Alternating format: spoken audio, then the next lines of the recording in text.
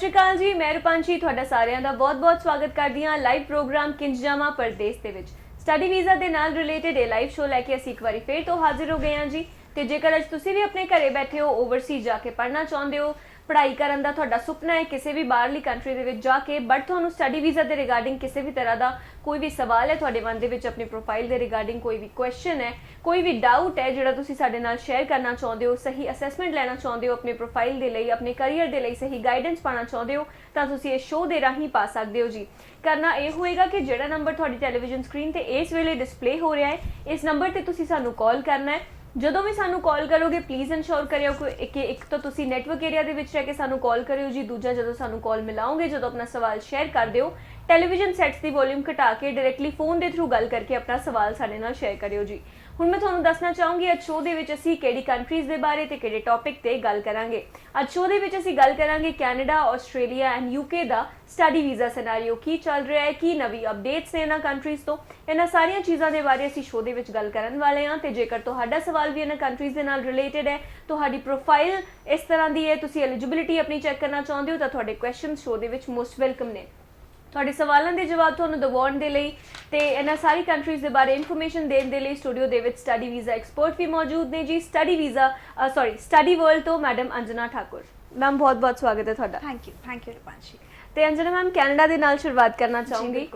ਇਸ ਵੇਲੇ ਕਿਸ ਤਰ੍ਹਾਂ ਦਾ ਕਰੰਟ ਸਿਨੈਰੀਓ ਚੱਲ ਰਿਹਾ ਮੈਮ ਕੈਨੇਡਾ ਦੇ ਵਿੱਚ? ਸਤਿ ਸ਼੍ਰੀ ਅਕਾਲ ਸਾਰੇ ਵਿਊਅਰਸ ਨੂੰ ਜਿੰਨੇ ਵੀ ਇਸ ਟਾਈਮ ਦੇਖ ਰਹੇ ਨੇ। ਕਰੰਟ ਸਿਨੈਰੀਓ ਕੈਨੇਡਾ ਦਾ ਇਸ ਟਾਈਮ ਕੁਝ ਖਾਸਾ ਬਹੁਤ ਜ਼ਿਆਦਾ ਵਧੀਆ ਨਹੀਂ ਹੈ, ਕਿਉਂਕਿ ਸਭ ਨੂੰ ਹੀ ਪਤਾ ਹੈ ਮੋਸਟਲੀ ਇਸ ਟਾਈਮ ਤੇ, ਕਿਉਂਕਿ ਕਿਊਬਿਕ ਵਾਲਾ ਜਿਹੜਾ ਏਰੀਆ ਹੈ ਉਹ ਥੋੜਾ ਜਿਹਾ ਪ੍ਰੋਬਲਮੈਟਿਕ ਇਸ ਟਾਈਮ ਵੀ ਚੱਲ ਰਿਹਾ ਹੈ, ਕਿਉਂਕਿ 31 ਤੋਂ ਉਮੀਦ ਸੀਗੀ ਵੀ ਕਿ ਸਪੀਡ ਦੇਖਣ ਨੂੰ ਮਿਲਣਗੀਆਂ ਪੀਪੀਆਰਸ ਦੇ ਵਿੱਚ। ਜੀ ਬਿਲਕੁਲ। ਸੋ ਪੀਪੀਆਰਸ ਆਣੇ ਤਾਂ ਸ਼ੁਰੂ ਹੋ ਗਏ ਸੀਗੇ, ਬਟ ਉਹ ਸਪੀਡ ਨਹੀਂ ਆਈ ਜਿਹੜੀ ਆਪਾਂ ਐਕਸਪੈਕਟ ਕਰ ਰਹੇ ਸੀਗੇ। ਕੁਝ ਇੱਕ ਪੀਪੀਆਰਸ ਦੇਖਣ ਨੂੰ ਮਿਲੇ ਹੈ, ਕੈਨੇਡਾ ਕਾਲਜ ਦੇ ਹੋ ਗਏ, ਐਮ ਕਾਲਜ ਦੇ ਹੋ ਗਏ ਜਾਂ ਸੀਡੀਆਈ ਕਾਲਜ ਦੇ ਹੋ ਗਏ ਹੈ, ਬਟ ਉਹ ਸਪੀਡ ਨਹੀਂ ਦੇਖਣ ਨੂੰ ਮਿਲੀ। ਹੁਣ ਇਹਦੇ ਪਿੱਛੇ ਰੀਜ਼ਨ ਕੁਝ ਵੀ ਹੋ ਸਕਦਾ ਹੈ ਕਿ ਕਿਉਂਕਿ ਮੰਡੇ ਜਦੋਂ ਆਪਾਂ ਸਟਾਰਟ ਕਰਨਾ ਸੀਗਾ ਕਿ ਹੋ ਸਕਦਾ ਕਿ ਜ਼ਿਆਦਾ ਸਪੀਡ ਦੇਖਣ ਨੂੰ ਮਿਲੇ, ਤਾਂ ਈਸਟਰ ਦੀ ਜਿਹੜੀ ਛੁੱਟੀਆਂ ਹੁੰਦੀ ਸੀਗੀ ਤਾਂ ਮੰਡੇ ਈਸਟਰ ਸੀਗਾ, ਤਾਂ ਕਰਕੇ ਵੀ ਨਹੀਂ ਸੀਗਾ। ਉਸ ਤੋਂ ਬਾਅਦ ਦੁਬਾਰਾ ਥਰਡ ਵੇਵ ਜਿਹੜੀ ਕਰੋਨਾ ਦੀ ਹੁਣ ਸ਼ੁਰੂ ਹੋ ਚੁੱਕੀ ਹੈ ਜੀ, ਉਹਦਾ ਵੀ ਕਿਤੇ ਨਾ ਕਿਤੇ ਅਸਰ ਦੇਖਣ ਨੂੰ ਮਿਲ ਰਿਹਾ ਹੈ ਤੇ ਲੋਕਡਾਊਨ ਦੀਆਂ ਗੱਲਾਂ ਚੱਲ ਰਹੀਆਂ ਹੈ ਕੈਨੇਡਾ ਦੇ ਵਿੱਚ। ਤੇ ਮੋਸਟ ਲਾਈਕਲੀ ਹੋ ਸਕਦਾ ਹੈ ਕਿ ਜਿਹੜੇ ਵੱਡੇ ਏਰੀਆਜ਼ ਹੈਗੇ, ਕਰਾਊਡਡ ਏਰੀਆਜ਼ ਹੈਗੇ, ਉੱਥੇ ਦੁਬਾਰਾ ਤੋਂ ਲੋਕਡਾਊਨ ਦੀ ਪੂਰੀ ਸੰਭਾਵਨਾ ਜੋ ਹੈ ਬਣ ਰਹੀ ਹੈ। ਸੋ ਉਸ ਕਰਕੇ ਕਿਉਂਕਿ ਜਦੋਂ ਸੈਪਟੈਂਬਰ ਇਹਨਾਂ ਨੇ ਉਸ ਟਾਈਮ ਵੀ AIPs ਇਸ਼ੂ ਸ਼ੁਰੂ ਕਰਤੇ ਸੀਗੇ ਔਰ PPRs ਜਿਹੜੇ ਸੀਗੇ ਉਹ ਰੋਕਤੇ ਸੀਗੇ ਡਿਊ ਟੂ ਲੋਕਡਾਊਨ। ਸੋ ਇਸ ਟਾਈਮ ਦੁਬਾਰਾ ਜੇ ਉਦਾਂ ਦੀਆਂ ਗੱਲਾਂ ਹੋ ਰਹੀ ਹੈ ਤੇ ਮੈਨੂੰ ਨਹੀਂ ਲੱਗਦਾ ਕਿ IRCC ਇਦਾਂ ਦਾ ਕੋਈ ਡਿਸੀਜਨ ਲਵੇਗੀ, ਥੋੜਾ ਜਿਹਾ ਰੁਕ ਕੇ। ਕਿਉਂਕਿ ਇਹ ਵੀ ਨਹੀਂ ਮੈਂ ਗੱਲ ਕਰਾਂਗੀ ਕਿ ਜਿਹੜੇ ਨਾਨ ਕਿਊਬਿਕ ਜਿਹੜਾ ਆਪਾਂ ਗੱਲ ਕਰੀਏ ਅਦਰ ਪ੍ਰੋਵਿੰਸਸ ਦੀ, ਉਹਨਾਂ ਦੇ ਪੀਪੀਆਰਸ ਦੀ ਵੀ ਸਪੀਡ ਜਿਹੜੀ ਹੈ ਪਹਿਲਾਂ ਨਾਲੋਂ ਘਟ ਗਈ ਹੈ। ਰੀਜ਼ਨ ਇਹ ਵੀ ਹੋ ਸਕਦਾ ਹੈ ਕਿ ਆਲਰੇਡੀ ਕਾਫੀ ਸਾਰੇ ਵੀਜ਼ਾਸ ਆ ਚੁੱਕੇ ਹਨ ਸਟੂਡੈਂਟ ਦੇ, ਅਸੀਂ ਵੀ ਕਾਫੀ ਵੀਜ਼ਾਸ ਰਿਸੀਵ ਕੀਤੇ ਹੈ ਕਿਊਬਿਕ ਤੋਂ ਬਾਹਰ ਦੇ ਏਰੀਆ ਦੇ ਵਿੱਚ, ਤੇ ਉਸ ਤੋਂ ਬਾਅਦ ਉਹਨਾਂ ਕੋਲ ਜਿਹੜਾ ਹੈਗਾ ਸ਼ਾਇਦ ਰਸ਼ ਵੀ ਘਟ ਗਿਆ ਹੋਏਗਾ। ਬਟ ਜਿਹੜੇ ਮੌਂਟਰੀਅਲ ਵਾਲੇ ਸਟੂਡੈਂਟ ਹੈ ਹਾਲੇ ਤੱਕ ਜਿਹੜੇ ਵੇਟ ਕਰ ਰਹੇ ਨੇ, ਆਸਾ ਕਰ ਰਹੇ ਨੇ ਤੇ ਪ੍ਰੋਟੈਸਟ ਵੀ ਕਰ ਰਹੇ ਨੇ ਬੱਚੇ। ਇਵਨ 19 ਅਪ੍ਰੈਲ ਨੂੰ ਫਿਰ ਤੋਂ ਪ੍ਰੋਟੈਸਟ ਹੈਗਾ। ਅਸੀਂ ਵੀ ਸਟੂਡੈਂਟਸ ਦੇ ਨਾਲ ਹੈਗੇ ਆ ਇਸ ਟਾਈਮ ਦੇ ਵਿੱਚ, ਕਿਉਂਕਿ ਸਾਡੇ ਵੀ ਹੱਥ ਵੱਸ ਜਿੰਨਾ ਸੀਗਾ ਅਸੀਂ ਵੀ ਕੰਟੈਕਟ ਦੇ ਵਿੱਚ ਹੈਗੇ ਆ ਕਾਲਜਸ ਦੇ ਵਿੱਚ ਕਿ ਕੋਈ ਵੀ ਅਪਡੇਟ ਆਂਦੀ ਹੈ ਇਹਨਾਂ ਨੂੰ ਲੈ ਕੇ ਤਾਂ ਆਪਣੀ ਕੋਸ਼ਿਸ਼ ਇਹ ਹੁੰਦੀ ਹੈ ਕਿ ਸਟੂਡੈਂਟ ਤੱਕ ਪਹੁੰਚਾਈ ਜਾਵੇ ਟਾਈਮ ਦੇ ਨੇੜੇ। ਕਿਉਂਕਿ ਅਸੀਂ ਹੁਣ ਇਹ ਵੀ ਨਹੀਂ ਕਹਿ ਸਕਦੇ ਕਿ ਪੇਸ਼ੈਂਸ ਰੱਖ ਲਓ, ਆਲਰੇਡੀ ਪੇਸ਼ੈਂਸ ਬਹੁਤ ਜ਼ਿਆਦਾ ਸਟੂਡੈਂਟ ਨੇ ਰੱਖੀ ਹੋਈ ਹੈ। ਬਸ ਇਹੀ ਉਮੀਦ ਕਰ ਸਕਦੇ ਹਾਂ ਕਿ ਮੇ ਵੀ ਥੋੜਾ ਜਿਹਾ ਟਾਈਮ ਹੋਰ ਵੇਟ ਕਰਨਾ ਪਵੇ ਤਾਂ ਉਹ ਜਿਹੜੀ ਸਪੀਡ ਹੈ ਫਿਰ ਤੋਂ ਦੇਖਣ ਨੂੰ ਮਿਲੇਗੀ। ਸੋ ਕਰੰਟ ਸਿਨੈਰੀਓ ਇਹੀ ਹੈਗਾ ਓਵਰਆਲ ਕੈਨੇਡਾ ਦੀ, ਜੋ ਮੈਂ ਗੱਲ ਕਰਦੀ ਹਾਂ ਜੀ। ਤੇ ਕਾਲਰਸ ਵੀ ਸਾਡੇ ਨਾਲ ਜੁੜਨਾ ਸ਼ੁਰੂ ਹੋ ਗਏ ਨੇ ਜੀ। ਹੈਲੋ, ਸਤਿ ਸ਼੍ਰੀ ਅਕਾਲ ਜੀ। ਹਾਂਜੀ ਸਰ, ਕੀ ਸਵਾਲ ਹੈ ਜੀ ਤੁਹਾਡਾ?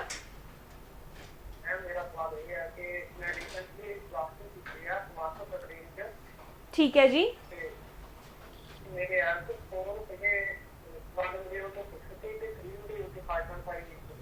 ਠੀਕ ਹੈ ਜੀ। ਤੇ ਕਿੱਥੇ ਜਾਣਾ ਚਾਹੁੰਦੇ ਹੋ ਤੁਸੀਂ? ਆਸਟ੍ਰੇਲੀਆ। ਠੀਕ ਹੈ ਜੀ। Okay, recent pass out of percentage ਕਿੰਨੀ ਹੈ ਇਹਨਾਂ ਦੇ?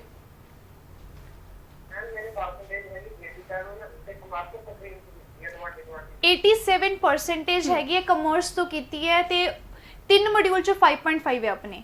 ਰਾਈਟ। ਠੀਕ ਹੈ ਜੀ, ਜਿਹੜੀ ਤੁਹਾਡੀ ਪ੍ਰੋਫਾਈਲ ਹੈ ਇਹ ਤਾਂ ਬੈਚਲਰਸ ਲਈ ਡਾਇਰੈਕਟ ਤੁਸੀਂ ਨਹੀਂ ਅਪਲਾਈ ਕਰ ਸਕਦੇ, but yes diploma leading to degree ਤੁਹਾਨੂੰ ਆਪਾਂ ਦੇ ਸਕਦੇ ਹਾਂ।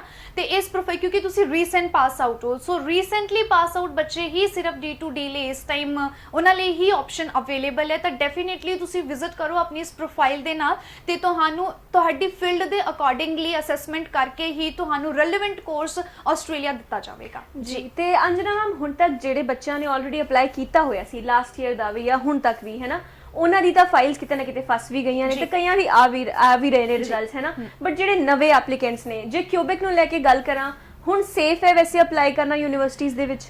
ਰੁਪਾਂਸ਼ੀ ਦੇਖੋ, ਕਿਉਂਕਿ ਮੈਂ ਇਹ ਵੀ ਨਹੀਂ ਕਹਿੰਦੀ ਕਿ ਸੇਫ ਨਹੀਂ ਹੈ। CAQ ਦੀ ਗੱਲ ਹੋਈ ਸੀਗੀ ਮੋਸਟਲੀ, ਜਿਹੜੀ ਸਟਾਰਟਿੰਗ ਦੇ ਵਿੱਚ ਗੱਲ ਹੋਈ ਸੀਗੀ ਕਿ CAQ ਸਸਪੈਂਡ ਹੋ ਗਏ ਸੀਗੇ। ਜੇ ਤਾਂ CAQ ਹੀ ਸਸਪੈਂਡਡ ਹੁੰਦੇ ਨੇ ਹਾਲੇ ਤੱਕ, ਫਿਰ ਤਾਂ ਚਲੋ ਸੇਫ ਨਹੀਂ ਹੁੰਦਾ, ਕਿਉਂਕਿ ਕਿਊਬਿਕ ਦੀ ਗਵਰਨਮੈਂਟ ਨੇ ਤੁਹਾਨੂੰ ਐਕਸੈਪਟ ਨਹੀਂ ਕਰਨਾ, ਤੁਸੀਂ ਕਿਵੇਂ ਵੀਜ਼ਾ ਲੈ ਲੋਗੇ। ਬਟ ਜਦੋਂ CAQ ਤੁਹਾਡੇ ਰਿਜ਼ਿਊਮ ਹੋ ਚੁੱਕੇ ਹੈ ਤਾਂ ਤੁਸੀਂ ਐਲੀਜੀਬਲ ਹੁੰਦੇ ਹੋ ਕਿਊਬਿਕ ਜਾ ਕੇ ਪੜਨ ਲਈ। ਫੈਡਰਲ ਗਵਰਨਮੈਂਟ ਨੇ ਵੀਜ਼ਾ ਗ੍ਰਾਂਟ ਕਰਨਾ ਹੈ, ਉਹ ਸਿਰਫ ਇਸ ਕਰਕੇ ਟਾਈਮ ਲੈ ਰਹੀ ਹੈ ਕਿ ਕੁਝ ਜਿਹੜੇ ਕਾਲਜਸ ਹੈਗੇ ਆ ਲਿਸਟ ਦੇ ਵਿੱਚ ਆਏ ਸੀਗੇ, ਇਨਵੈਸਟੀਗੇਸ਼ਨ ਚੱਲ ਰਹੀ ਹੈ। ਹਾਲੇ ਵੀ ਜਿਹੜਾ ਰੀਸੈਂਟ ਅਪਡੇਟ ਹੈ IRCC ਵੱਲੋਂ ਅਪਡੇਟ ਕੀਤਾ ਹੈ ਇਵਨ ਕਾਲਜਸ ਨੂੰ ਲੈ ਕੇ, ਉਹ ਬੱਚਿਆਂ ਦੇ ਡਾਕੂਮੈਂਟਸ ਦੀ ਰੀਚੈਕਿੰਗ ਹੋ ਰਹੀ ਹੈ, ਵੈਰੀਫਿਕੇਸ਼ਨ ਹੋ ਰਹੀ ਹੈ ਕਿ ਕੋਈ ਫੇਕ ਡਾਕੂਮੈਂਟ ਨਾਲ ਨਾ ਅਪਲਾਈ ਕੀਤਾ ਹੋਵੇ, ਕਿਉਂਕਿ ਜ਼ਰੂਰੀ ਨਹੀਂ ਹੈ ਕਿ ਸਟੂਡੈਂਟ ਹੀ ਆਪਣੀ ਪ੍ਰੋਫਾਈਲ ਦੇ ਵਿੱਚ ਕੋਈ ਫੇਕ ਡਾਕੂਮੈਂਟ ਯੂਜ਼ ਕਰਦਾ ਹੈ। ਬਹੁਤ ਸਾਰੇ ਕੰਸਲਟੈਂਟ ਏਜੰਟ ਵੀ ਹੈਗੇ, ਸਟੂਡੈਂਟਸ ਨੂੰ ਬਿਨਾਂ ਦੱਸੇ ਉਹਨਾਂ ਦੀ ਪ੍ਰੋਫਾਈਲ ਤੇ ਫੇਕ ਡਾਕੂਮੈਂਟਸ ਨਾਲ ਅਪਲਾਈ ਕਰਵਾ ਦਿੰਦੇ ਨੇ। ਸੋ ਸਟੂਡੈਂਟ ਨੂੰ ਵੀ ਪਤਾ ਨਹੀਂ ਚੱਲਦਾ, ਉਹਨੂੰ ਉਦੋਂ ਪਤਾ ਲੱਗਦਾ ਹੈ ਜਦੋਂ ਉਹਨਾਂ ਦੀ ਰਿਫਿਊਜ਼ਲ ਆ ਜਾਂਦੀ ਹੈ। ਸੈਕਿੰਡ ਟਾਈਮ ਜਦੋਂ ਬੱਚੇ ਨੇ ਰੀਲਾਂਚ ਕਰਨਾ ਹੁੰਦਾ ਹੈ, ਉਸ ਟਾਈਮ ਸਾਡੇ ਵਰਗੇ ਕੰਸਲਟੈਂਟ ਨੂੰ ਪ੍ਰੋਬਲਮ ਆਉਂਦੀ ਹੈ, ਕਿਉਂਕਿ ਆਪਾਂ ਬੱਚੇ ਦਾ ਡਾਕੂਮੈਂਟ ਚੇਂਜ ਨਹੀਂ ਕਰ ਸਕਦੇ। ਇੱਕ ਵਾਰੀ ਜਿਹੜੀ ਪ੍ਰੋਫਾਈਲ ਜਾ ਚੁੱਕੀ ਹੈ ਉਹੀ ਪ੍ਰੋਫਾਈਲ ਤੇ ਆਪਾਂ ਨੂੰ ਕੰਟੀਨਿਊ ਕਰਨਾ ਪੈਂਦਾ ਹੈ। ਇਸ ਕਰਕੇ ਸਟੂਡੈਂਟ, ਯੈਸ ਇੱਕ ਕੁਐਸਚਨ ਜ਼ਰੂਰੀ ਹੈਗਾ ਜਿਹੜਾ ਰੁਪਾਂਸ਼ੀ ਨੇ ਪੁੱਛਿਆ ਕਿ ਸੇਫ ਹੈਗਾ ਜਾਂ ਨਹੀਂ ਹੈ। ਸੇਫ ਜ਼ਰੂਰ ਹੈਗਾ, ਬਟ ਮੈਂ ਇਹ ਕਹਾਂਗੀ ਕਿ ਥੋੜਾ ਜਿਹਾ ਤੁਸੀਂ ਵੇਟ ਕਰ ਸਕਦੇ ਹੋ। ਜੇ ਤੁਹਾਨੂੰ ਲੱਗਦਾ ਹੈ ਜੇ ਓਵਰਆਲ ਤੁਹਾਡੀ ਪ੍ਰੋਫਾਈਲ ਵਧੀਆ ਹੈਗੀ ਹੈ, ਮੌਂਟਰੀਅਲ ਸਿਰਫ ਸਟੂਡੈਂਟ ਇਸ ਲਈ ਅਪਲਾਈ ਕਰਦਾ ਹੈ ਕਿ ਪ੍ਰਾਈਵੇਟ ਕਾਲਜਸ ਦੇ ਨਾਲ PSW ਮਿਲਦਾ ਹੈ ਤੇ 5.5 ਇੱਕ ਮੋਡਿਊਲ ਨਾਲ ਸਕਸੈਸ ਰੇਟ ਵਧੀਆ ਹੈ। ਸੋ ਇਹਨਾਂ ਚੀਜ਼ਾਂ ਕਰਕੇ ਹੀ ਇਨਵੈਸਟੀਗੇਸ਼ਨ ਚੱਲ ਰਹੀ ਹੈ। ਜਦੋਂ ਉਹ ਕੋਰਟ ਨੇ ਆਰਡਰ ਪਾਸ ਕੀਤਾ ਹੈ ਕਿ ਕੋਈ ਨਾ ਕੋਈ ਇਸ਼ੂ ਚੱਲ ਰਿਹਾ ਵੀ ਸ਼ਾਇਦ ਬੱਚਿਆਂ ਨਾਲ ਧੋਖਾਧੜੀ ਹੋ ਰਹੀ ਹੈ ਜਾਂ ਫਿਰ ਜੋ ਵੀ ਇਸ਼ੂ ਸੀਗੇ, ਸੋ ਮੈਂ ਸੁਜੈਸਟ ਇਹ ਕਰਦੀ ਹਾਂ ਸਟੂਡੈਂਟ ਜੇ ਓਵਰਆਲ ਪ੍ਰੋਫਾਈਲ ਵਧੀਆ ਬਣਦਾ ਹੈ ਤਾਂ ਤੁਸੀਂ ਕਿਊਬਿਕ ਤੋਂ ਬਾਹਰ ਵਾਲੇ ਜਿਹੜੇ ਪ੍ਰੋਵਿੰਸਸ ਹੈਗੇ, ਇਵਨ ਪ੍ਰਾਈਵੇਟ ਕਾਲਜਸ ਬਹੁਤ ਵਧੀਆ ਹੈਗੇ ਆ, ਤੁਸੀਂ ਉੱਥੇ ਅਪਲਾਈ ਕਰ ਸਕਦੇ ਹੋ। ਬਹੁਤ ਤਰੀਕੇ ਨਾਲ ਤੁਹਾਨੂੰ ਬਾਅਦ ਦੇ ਵਿੱਚ PSW ਤੁਸੀਂ ਲੈ ਵੀ ਸਕਦੇ ਹੋ। ਜੇ ਤੁਹਾਡੇ ਮਨ ਦੇ ਵਿੱਚ ਸਵਾਲ ਹੈ ਕਿ ਮੈਮ ਸਾਨੂੰ ਕੋਈ ਪ੍ਰੋਬਲਮ ਨਹੀਂ ਹੈ ਪ੍ਰਾਈਵੇਟ ਕਾਲਜਸ ਲੈਣ ਦੇ ਵਿੱਚ, ਡੈਫੀਨੇਟਲੀ ਤੁਸੀਂ ਸੰਪਰਕ ਕਰੋ ਸਟੱਡੀ ਵਰਲਡ ਨੂੰ, ਕਿਸੇ ਵੀ ਬ੍ਰਾਂਚ ਤੇ ਜੋ ਵੀ ਪੋਸਿਬਿਲਿਟੀ ਤੁਹਾਡੀ ਪ੍ਰੋਫਾਈਲ ਤੇ ਬਣੇਗੀ ਤੁਹਾਨੂੰ ਬੈਸਟ ਗਾਈਡੈਂਸ ਦਿੱਤੀ ਜਾਵੇਗੀ। ਬਿਲਕੁਲ ਜੀ। ਤੇ ਇਸ ਦੇ ਨਾਲ ਹੀ ਅਗਲੇ ਦਰਸ਼ਕ ਵੀ ਸਾਡੇ ਨਾਲ ਜੁੜ ਚੁੱਕੇ ਨੇ। ਹੈਲੋ, ਸਤਿ ਸ਼੍ਰੀ ਅਕਾਲ ਜੀ। ਮੇਰਾ ਨਾਮ ਹਰਮਨ ਹੈ, ਮੈਂ ਜਲੰਧਰ ਤੋਂ ਬੋਲਦਾ। ਹਾਂਜੀ ਸਰ, ਕੀ ਸਵਾਲ ਹੈ ਜੀ ਤੁਹਾਡਾ? ਮੇਰਾ ਪ੍ਰੋਬਲਮ ਇਹ ਹੈ, ਮੈਂ ਪਾਸ ਕੀਤੀ ਹੈ ਮਾਸਟਰ ਸਟਰੀਮ ਚ, ਮੇਰੇ 90% ਮਾਰਕਸ ਆਏ ਆ ਤੇ ਮੇਰੇ ਆਇਲਟਸ ਸਕੋਰ ਹੈਗੇ ਆ ਜੀ 1 ਮੋਡਿਊਲ ਤੋਂ 6 ਤੇ 3 ਮੋਡਿਊਲ ਤੇ 5.5 ਹੈ। ਮੈਂ ਚਾਹੁੰਦਾ ਕਿ ਮੈਂ ਕੈਨੇਡਾ ਜਾਵਾਂ ਜਾਂ ਆਸਟ੍ਰੇਲੀਆ। ਸਿਮਿਲਰ ਪ੍ਰੋਫਾਈਲ ਹੈ ਜਿਹੜਾ ਪਹਿਲਾਂ ਫਰਸਟ ਕਾਲ ਆਈ ਸੀ। ਮੈਂ ਇੱਕ ਕੁਐਸਚਨ ਪੁੱਛੂੰਗੀ ਇਹਨਾਂ ਤੋਂ ਕਿ ਇਹਨਾਂ ਦਾ ਜਿਹੜਾ ਬੋਰਡ ਹੈ ਕਿਹੜਾ ਬੋਰਡ ਹੈ ਤੁਹਾਡਾ ਸਟੇਟ ਬੋਰਡ ਹੈ ਜਾਂ CBSE ਜਾਂ ICSE ਬੋਰਡ ਹੈ? ਹੈਲੋ, ਮੇਰਾ ਪੰਜਾਬ ਬੋਰਡ ਹੈ। ਪੰਜਾਬ ਬੋਰਡ ਹੈ, ਫਿਰ ਤਾਂ ਤੁਸੀਂ ਵਿਦਆਊਟ ਆਇਲਸ ਲਈ ਐਲੀਜੀਬਲ ਨਹੀਂ ਹੋ ਸਟੂਡੈਂਟ। ਮੈਂ ਤੁਹਾਨੂੰ ਇਹ ਸੁਜੈਸਟ ਕਰਾਂਗੀ ਕਿ ਤੁਸੀਂ ਆਸਟ੍ਰੇਲੀਆ ਵੀ ਅਪਲਾਈ ਕਰ ਸਕਦੇ ਹੋ। Again diploma leading to degree ਤੁਹਾਨੂੰ ਕੋਰਸ ਪ੍ਰੋਵਾਈਡ ਕੀਤਾ ਜਾਏਗਾ। ਜੇ ਤੁਸੀਂ ਕਰਨਾ ਚਾਹੁੰਦੇ ਹੋ ਕੈਨੇਡਾ ਦੇ ਵਿੱਚ, ਤਾਂ ਕੈਨੇਡਾ ਦੇ ਵਿੱਚ ਮੈਂ ਤੁਹਾਨੂੰ ਇਸ ਪ੍ਰੋਫਾਈਲ ਤੇ ਸੁਜੈਸਟ ਨਹੀਂ ਕਰਦੀ ਹਾਂ। ਤੁਸੀਂ ਇਹ ਆਪਣੀ ਪ੍ਰੋਫਾਈਲ ਲੈ ਕੇ ਸਾਡੇ ਕੋਲੋਂ ਇੱਕ ਵਾਰੀ ਵਿਜ਼ਿਟ ਕਰ ਸਕਦੇ ਹੋ। ਜਿੱਥੇ ਜ਼ਿਆਦਾ ਪੋਸਿਬਿਲਿਟੀ ਤੁਹਾਡੀ ਬਣਦੀ ਹੈ ਡੈਫੀਨੇਟਲੀ ਤੁਹਾਨੂੰ ਅਪਲਾਈ ਕੀਤਾ ਜਾਏਗਾ। ਕਿਉਂਕਿ ਅੱਜ ਮੈਂ ਕੈਨੇਡਾ ਬਾਰੇ ਇੱਕ ਹੋਰ ਗੱਲ ਕਰੂੰਗੀ, ਜਿੱਦਾਂ ਇਹਨਾਂ ਦੇ ਲੋ ਬੈਂਡਸ ਹੈਗੇ ਹੈ, ਲੋ ਬੈਂਡ ਦੇ ਉੱਤੇ ਵੀ ਸਾਡੇ ਕੋਲ ਇੱਕ ਆਪਸ਼ਨ ਬਹੁਤ ਵਧੀਆ ਅਵੇਲੇਬਲ ਹੈਗੀ ਹੈ ਫॉर ਕੈਨੇਡਾ। ਜਿੱਦਾਂ ਇਹਨਾਂ ਸਟੂਡੈਂਟਸ ਦੀ ਪ੍ਰੋਫਾਈਲ ਹੈਗੀ ਹੈ 3 ਮੋਡਿਊਲ 'ਚ ਹੈਗੀ ਹੈ, 2 ਮੋਡਿਊਲ 'ਚ 5.5 ਹੈ, ਵਧੀਆ ਸਕਸੈਸ ਰੇਟ ਨਾਲ ਤੁਸੀਂ ਕੈਨੇਡਾ ਵੀ ਅਪਲਾਈ ਕਰ ਸਕਦੇ ਹੋ। ਸੋ ਆਪਸ਼ਨ ਤੁਹਾਡੇ ਲਈ ਕੈਨੇਡਾ ਵੀ ਅਵੇਲੇਬਲ ਹੈਗੀ ਹੈ ਤੇ ਆਸਟ੍ਰੇਲੀਆ ਵੀ ਅਵੇਲੇਬਲ ਹੈਗੀ ਹੈ ਜੀ। ਤੇ ਅੰਜਨਾ ਮੈਮ, ਜੇ ਗੱਲ ਕਰਾਂ ਰਿਫਿਊਜ਼ਲ ਦੀ, ਰਿਫਿਊਜ਼ਲ ਕੇਸਿਸ ਜਿਹੜੇ ਹੁੰਦੇ ਨੇ ਉਹ ਜਦੋਂ ਆਪਣਾ ਵੀ ਕੇਸ ਲਾਉਂਦੇ ਨੇ, ਕਿਸ ਤਰ੍ਹਾਂ ਮਤਲਬ ਕੇਸ ਉਹਨਾਂ ਨੂੰ ਪੁੱਟ ਅਪ ਕਰਨਾ ਚਾਹੀਦਾ ਹੈ ਤੇ ਕਿੰਨਾ ਚੀਜ਼ਾਂ ਦਾ ਧਿਆਨ ਰੱਖਣਾ ਚਾਹੀਦਾ ਹੈ? ਜੀ ਬਿਲਕੁਲ ਰੁਪਾਂਸ਼ੀ, ਕਿਉਂਕਿ ਰੀਸੈਂਟਲੀ ਮੈਂ ਜਿੱਦਾਂ ਵੀ ਇਨ ਪਰਸਨ ਸਟੂਡੈਂਟਸ ਨੂੰ ਮਿਲ ਰਹੀ ਹਾਂ ਅੱਜ ਕੱਲ ਦੇ ਦਿਨ ਦੇ ਵਿੱਚ ਵੀ ਮੇਰੇ ਕੋਲ ਐਦਾਂ ਦੇ ਵੀ ਕੇਸਿਸ ਆ ਰਹੇ ਨੇ ਜਿਹੜੇ 3-3 ਵਾਰੀ ਕੈਨੇਡਾ ਤੋਂ ਰਿਫਿਊਜ਼ਡ ਨੇ। ਓਕੇ, ਸੋ ਗਲਤੀ ਕਿਹਦੀ ਹੈ? ਪੂਰੀ ਕੀ ਪੂਰੀ, ਕਿਉਂਕਿ ਚਲੋ ਮੈਂ ਮੰਨਦੀ ਹਾਂ ਕਿ ਵੀ ਸਟੂਡੈਂਟ ਐਦਾਂ ਦੇ ਹੁੰਦੇ ਜਿਨ੍ਹਾਂ ਨੂੰ ਆਪਣੀ ਪ੍ਰੋਫਾਈਲ ਬਾਰੇ ਨੌਲੇਜ ਨਹੀਂ ਹੁੰਦੀ, ਕੋਰਸ ਬਾਰੇ ਨੌਲੇਜ ਨਹੀਂ ਹੁੰਦੀ ਹੈ, ਕਾਲਜ ਬਾਰੇ ਨੌਲੇਜ ਨਹੀਂ ਹੁੰਦੀ ਹੈ, ਜਿੱਦਾਂ ਅਸੀਂ ਉਹਨਾਂ ਨੂੰ ਦੱਸ ਦਿੰਦੇ ਹਾਂ ਉਦੋਂ ਤੱਕ ਉਹੀ ਸੱਚ ਮੰਨਦਾ ਹੈ। ਸੋ ਸਟੂਡੈਂਟ ਨੂੰ ਅਕਲ ਉਦੋਂ ਆਉਂਦੀ ਹੈ ਜਦੋਂ ਇੱਕ ਜਾਂ ਦੋ ਤਿੰਨ ਵਾਰੀ ਉਹਦਾ ਰਿਫਿਊਜ਼ਲ ਹੋ ਜਾਂਦਾ ਹੈ, ਕਿਉਂਕਿ ਆਟੋਮੈਟਿਕਲੀ ਅਕਲ ਆ ਜਾਂਦੀ ਹੈ ਕਿ ਪਤਾ ਚੱਲ ਜਾਂਦਾ ਵੀ ਇਹ ਗਲਤ ਸੀਗਾ, ਇਹ ਕੋਰਸ ਗਲਤ ਸੀਗਾ, ਇਹ ਪ੍ਰੋਬਲਮ ਸੀਗੀ ਤੇ ਇਸ ਕੋਰਸ ਦੇ ਵਿੱਚ ਨਹੀਂ ਜਾਣਾ ਚਾਹੀਦਾ ਸੀਗਾ। ਹੁਣ ਹੁੰਦਾ ਕੀ ਹੈ ਕਿ 3 ਵਾਰੀ ਜਾਂ 2 ਵਾਰੀ ਜਿਹੜਾ ਸਟੂਡੈਂਟ ਆਲਰੇਡੀ ਰਿਫਿਊਜ਼ਡ ਹੈ, ਉਹ ਸਟੂਡੈਂਟ ਦੇ ਪ੍ਰੋਫਾਈਲ ਦੇ ਵਿੱਚ ਅਸੀਂ ਸਿਰਫ ਤੁਹਾਨੂੰ ਕੋਰਸ ਰੈਲੇਵੈਂਸੀ, ਕੋਰਸ ਪ੍ਰੋਗਰੈਸ਼ਨ ਔਰ ਐਸਓਪੀ ਦੇ ਜ਼ਰੀਏ ਤੁਹਾਡੇ ਲਈ ਹੈਲਪ ਕਰ ਸਕਦੇ ਹਾਂ। ਤੁਸੀਂ ਜਿਹੜੀ ਆਪਣੀ ਪ੍ਰੋਫਾਈਲ ਤੇ ਆਪਣੀ ਹੈਲਪ ਕਰ ਸਕਦੇ ਹੋ, ਉਹ ਕਰ ਸਕਦੇ ਹੋ ਕਿ ਤੁਸੀਂ ਪੁਰਾਣੀ ਜਿਹੜੀ ਤੁਹਾਡੀ ਪ੍ਰੋਫਾਈਲ ਸੀਗੀ ਉਸ ਤੋਂ ਬਾਅਦ ਤੁਸੀਂ ਇੰਪਰੂਵਮੈਂਟ ਕੀ ਕੀਤੀ ਹੈ ਆਪਣੀ ਪ੍ਰੋਫਾਈਲ ਦੇ ਵਿੱਚ। ਲਾਈਕ ਤੁਸੀਂ ਆਪਾਂ ਗੱਲ ਕਰਦੇ ਹਾਂ ਜਿੱਦਾਂ ਆਈਐਲਟਸ ਜਾਂ ਪੀਟੀ ਦੀ, ਤੁਸੀਂ ਘੱਟ ਬੈਂਡ ਸਕੋਰ ਨਾਲ ਅਪਲਾਈ ਕੀਤਾ ਸੀਗਾ, ਹੁਣ ਤੁਸੀਂ ਦੁਬਾਰਾ ਰੀਅਪਲਾਈ ਕਰਨਾ ਚਾਹੁੰਦੇ ਹੋ ਤਾਂ ਵਧੀਆ ਸਕੋਰ ਨਾਲ ਅਪਲਾਈ ਕਰੋ। ਸੇਮ ਪ੍ਰੋਫਾਈਲ ਨਾਲ ਦੁਬਾਰਾ ਅਪਲਾਈ ਨਾ ਕਰੋ, ਸਭ ਤੋਂ ਪਹਿਲਾ ਐਡਵਾਈਸ। ਸੈਕੰਡ ਐਡਵਾਈਸ ਕਿ ਜਦੋਂ ਦੁਬਾਰਾ ਤੁਸੀਂ ਕਰੋਗੇ ਉਸ ਤੋਂ ਪਹਿਲਾਂ ਕੇਪਸ ਨੋਟ ਜ਼ਰੂਰ ਅਪਲਾਈ ਕਰ ਦਿਓ। ਜੇ ਸਾਡੇ ਕੋਲੋਂ ਅਪਲਾਈ ਕਰਵਾਉਣਾ ਹੈ, ਰਿਜੈਕਟਡ ਕੇਸ ਹੈ, 2 ਵਾਰੀ ਹੈ, 3 ਵਾਰੀ, ਸਮਝ ਨਹੀਂ ਆ ਰਿਹਾ ਰੀਜ਼ਨ ਕੀ ਹੈ, ਆਪਾਂ ਕੇਪਸ ਨੋਟ ਅਪਲਾਈ ਕਰਕੇ ਐਗਜ਼ੈਕਟ ਰੀਜ਼ਨ ਪਤਾ ਕਰਕੇ ਉਸ ਤੋਂ ਬਾਅਦ ਅਕੋਰਡਿੰਗਲੀ ਤੁਹਾਡਾ ਪ੍ਰੋਫਾਈਲ ਅਸੈਸ ਕਰਕੇ ਦੁਬਾਰਾ ਤੋਂ ਆਪਣੀ ਪ੍ਰੋਫਾਈਲ ਜਿਹੜੀ ਹੈ ਰੀਲਾਂਚ ਕਰ ਸਕਦੇ ਆ। ਕੋਰਸ ਰੈਲੇਵੈਂਸੀ, ਕੋਰਸ ਪ੍ਰੋਗਰੈਸ਼ਨ ਹੋ ਗਿਆ, ਓਵਰਆਲ ਪ੍ਰੋਫਾਈਲ ਫਾਈਨੈਂਸ਼ਲੀ ਕਿੰਨੀ ਸਟਰੋਂਗ ਹੋਣੀ ਚਾਹੀਦੀ ਹੈ, ਇਹ ਸਾਰੀਆਂ ਚੀਜ਼ਾਂ ਮੈਟਰ ਕਰਦੀਆਂ। ਉਸ ਤੋਂ ਬਾਅਦ ਆਪਾਂ ਦੁਬਾਰਾ ਰੀਲਾਂਚ ਕਰਕੇ ਵੀਜ਼ਾ ਲੈ ਸਕਦੇ ਹਾਂ। ਬਿਲਕੁਲ ਜੀ। ਤੇ ਇਸ ਦੇ ਨਾਲ ਹੀ ਨੈਕਸਟ ਕਾਲਰ ਵੀ ਸਾਡੇ ਨਾਲ ਜੁੜ ਚੁੱਕੇ ਨੇ। ਹੈਲੋ, ਗੁੱਡ ਈਵਨਿੰਗ ਜੀ, ਕੀ ਸਵਾਲ ਹੈ ਜੀ ਤੁਹਾਡਾ?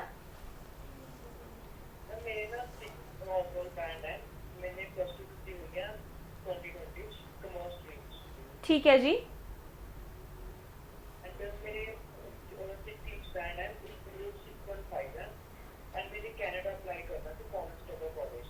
ठीक है। परसेंटेज की है, परसेंटेज की है ਇਹਨਾਂ ਦੇ? ਸਰ ਤੁਹਾਡੀ ਪਰਸੈਂਟੇਜ ਕਿੰਨੀ ਆਈ ਹੈ ਪਲੱਸ 2 ਦੇ ਵਿੱਚ?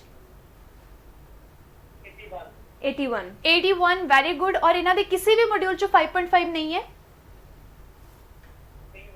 ठीक है। कॉनेस्टोगा डेफिनेटली ਤੁਹਾਨੂੰ ਮਿਲ ਜਾਏਗੀ ਤੇ ਤੁਹਾਨੂੰ ਡਿਪਲੋਮਾ ਇਨ ਬਿਜ਼ਨਸ ਐਡਮਿਨਿਸਟ੍ਰੇਸ਼ਨ ਵੀ ਮਿਲ ਜਾਏਗਾ। ਬਿਜ਼ਨਸ ਰਿਲੇਟਡ ਹੀ ਤੁਹਾਡੇ ਲਈ ਕੋਰਸਸ ਜਿਹੜੇ ਡਿਪਲੋਮਾਸ ਅਵੇਲੇਬਲ ਹੋਣਗੇ। 2 ਸਾਲ ਦਾ ਡਿਪਲੋਮਾ ਦੇ ਨਾਲ ਤੁਹਾਨੂੰ 3 ਸਾਲ ਦਾ ਪੀਐਸਡਬਲਿਊ ਵੀ ਆਰਾਮ ਨਾਲ ਮਿਲ ਜਾਏਗਾ। ਤੁਸੀਂ ਬਿਨਾਂ ਦੇਰ ਕੀਤੇ ਕਿ ਵੀ ਜਿਹੜੇ ਸਟੂਡੈਂਟ ਰੀਸੈਂਟ ਪਾਸ ਆਊਟ ਹੈ ਹੁਣ ਗੈਪ ਨਾ ਵਧਾਉਂਦੇ ਹੋਏ, ਕਿਉਂਕਿ ਜੇ ਤੁਸੀਂ ਵੇਟ ਕਰੋਗੇ ਸਪਟੈਂਬਰ ਆ ਗਿਆ, 2020 ਵੀ ਪਿੱਛੇ ਜਾ ਚੁੱਕਿਆ, ਹੁਣ ਆਪਾਂ ਸਪਟੈਂਬਰ ਦੇ ਵੀ ਪਹੁੰਚਣ ਲੱਗੇ ਹਾਂ ਛੇਤੀ। ਸੋ ਤੁਸੀਂ ਗੈਪ ਨਾ ਵਧਾਉਂਦੇ ਹੋਏ ਇਸ ਚੀਜ਼ ਦਾ ਫਾਇਦਾ ਲੈ ਲਓ ਕਿ ਵੀ ਤੁਸੀਂ recent pass out overall profile अपनी वधिया है। कॉनेस्टोगा ਤੁਹਾਨੂੰ ਆਰਾਮ ਨਾਲ ਮਿਲ ਜਾਏਗਾ। क्वालिटी ऑफ एजुकेशन इस कॉलेज ਦੀ ਬਹੁਤ ਜ਼ਿਆਦਾ ਵਧੀਆ ਹੈ ਤੇ ਸਕਸੈਸ ਰੇਟ ਵੀ ਬਹੁਤ ਜ਼ਿਆਦਾ ਵਧੀਆ ਹੈ। ਬਿਨਾਂ ਦੇਰ ਕੀਤੇ ਤੁਸੀਂ ਸਟੱਡੀ ਵਰਲਡ ਵਿਜ਼ਿਟ ਕਰੋ ਤੇ ਅਪਲਾਈ ਕਰੋ ਜੀ। ਤੇ ਅੰਜਨਾ ਮੈਮ, ਇਹਨਾਂ ਦੀ ਤਾਂ ਪ੍ਰੋਫਾਈਲ ਚਲੋ ਵਧੀਆ ਸੀ, 6 ਇਨ ਈਚ ਮੋਡਿਊਲ, ਰਾਈਟ? ਜਿਹੜੇ ਬੱਚੇ ਰਿਪੀਟਡਲੀ ਆਇਲਸ ਦੇ ਰਹੇ ਨੇ, ਫਿਰ ਵੀ ਬੈਂਡ ਸਕੋਰ ਨਹੀਂ ਇੰਪਰੂਵ ਹੋ ਰਿਹਾ ਹੈ ਨਾ, ਉਹ ਕੀ ਕਰ ਸਕਦੇ ਨੇ? ਕਿਸ ਤਰ੍ਹਾਂ ਦੇ ਆਪਸ਼ਨਸ ਉਹਨਾਂ ਕੋਲ ਬਚਦੇ ਨੇ? ਜਿੱਦਾਂ ਮੈਂ ਆਲਰੇਡੀ ਕਹਿ ਚੁੱਕੀ ਹਾਂ, ਆਪਾਂ ਪਹਿਲਾਂ ਗੱਲ ਕਰ ਰਹੇ ਸੀਗੇ ਕਿ ਲੋ ਬੈਂਡਸ ਦੇ ਵਿੱਚ ਵੀ ਐਗਜ਼ੈਕਟਲੀ ਸਾਡੇ ਕੋਲ ਆਪਸ਼ਨ ਅਵੇਲੇਬਲ ਹੈ। ਯੈਸ ਸਟੂਡੈਂਟ, ਸਟੱਡੀ ਵੱਲ ਤੁਹਾਡੇ ਲਈ ਆਪਸ਼ਨ ਲੈ ਕੇ ਆਇਆ ਕਿ ਜੇ ਤੁਹਾਡੇ ਬਾਰ-ਬਾਰ ਇੰਪਰੂਵ ਕਰਨ ਤੇ ਵੀ ਬਾਰ-ਬਾਰ ਅਟੈਂਪਟ ਕਰ ਰਹੇ ਹੋ ਤੁਸੀਂ ਆਈਐਲਟਸ ਜਾਂ ਪੀਟੀ, ਬਟ ਤੁਹਾਡਾ ਇੰਪਰੂਵ ਨਹੀਂ ਹੋ ਰਿਹਾ ਸਕੋਰ, ਸੋ ਡੈਫੀਨਿਟਲੀ ਤੁਸੀਂ ਹੁਣ ਕੈਨੇਡਾ ਅਪਲਾਈ ਕਰ ਸਕਦੇ ਹੋ। 2 ਮੋਡਿਊਲ 'ਚ ਹੈਗੇ 5.5 ਜਾਂ 3 ਮੋਡਿਊਲ 'ਚ 5.5 ਹੈ, ਬਟ ਸ਼ਰਤ ਇਹ ਹੈਗੀ ਹੈ ਕਿ ਤੁਸੀਂ 18, 19 ਔਰ 2020 ਪਾਸ ਆਊਟ ਹੋਣੇ ਚਾਹੀਦੇ ਹੋ। ਇੱਕ ਵਾਰੀ ਫਿਰ ਰਿਪੀਟ ਕਰ ਰਹੀ ਹਾਂ, ਓਨਲੀ 2018, 19 ਔਰ 2020 ਪਾਸ ਆਊਟ ਸਟੂਡੈਂਟ ਹੀ ਅਪਲਾਈ ਕਰ ਸਕਦਾ ਹੈ ਇਸ ਪ੍ਰੋਫਾਈਲ ਤੇ ਜਿਹਦੇ ਓਵਰਆਲ 6 ਨਹੀਂ ਬਣ ਰਿਹਾ, 5.5 ਹੈ, 2 ਮੋਡਿਊਲ 'ਚ 5.5 ਹੈ ਜਾਂ 3 ਦੇ ਵਿੱਚ ਹੈ, ਬਟ परसेंटेज ਦਾ ਵੀ ਧਿਆਨ ਰੱਖਦੇ ਹੋਏ 60% ਦੀ ਰਿਕੁਆਇਰਮੈਂਟ ਰਹੇਗੀ। ਕੋਈ ਤੁਸੀਂ 55 ਨਾਲ ਅਪਲਾਈ ਨਹੀਂ ਕਰ ਸਕਦੇ। ਜੇ ਤੁਹਾਡੇ 60% ਬੰਦੇ ਹੈ, 18 ਪਾਸ ਆਊਟ ਹੈਗੇ ਹੋ, 19, 20 ਪਾਸ ਆਊਟ ਹੈਗੇ ਹੋ, ਤਾਂ ਡੈਫੀਨਿਟਲੀ ਤੁਸੀਂ ਆਪਣੇ ਘੱਟ ਬੈਂਡ ਸਕੋਰ ਨਾਲ ਕੈਨੇਡਾ ਅਪਲਾਈ ਕਰ ਸਕਦੇ ਹੋ ਵਧੀਆ ਸਕਸੈਸ ਰੇਟ ਦੇ ਨਾਲ ਜੀ। ਬਿਲਕੁਲ ਜੀ। ਤੇ ਇਸ ਦੇ ਨਾਲ ਹੀ ਅਗਲੇ ਦਰਸ਼ਕ ਵੀ ਸਾਡੇ ਨਾਲ ਜੁੜ ਚੁੱਕੇ ਨੇ। ਹੈਲੋ, ਸਤਿ ਸ਼੍ਰੀ ਅਕਾਲ ਜੀ। ਹਾਂਜੀ ਸਰ, ਕੀ ਸਵਾਲ ਹੈ ਜੀ ਤੁਹਾਡਾ?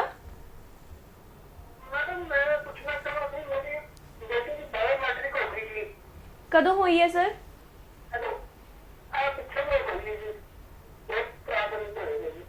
4 ਤਰੀਕ ਨੂੰ, ਠੀਕ ਹੈ ਜੀ। ਤੇ ਕੀ ਪੁੱਛਣਾ ਚਾਹੁੰਦੇ ਹੋ ਸਰ? ਉਸ ਤੋਂ ਬਾਅਦ ਰਿਜ਼ਲਟ ਨਹੀਂ ਆਇਆ ਤੁਹਾਡਾ?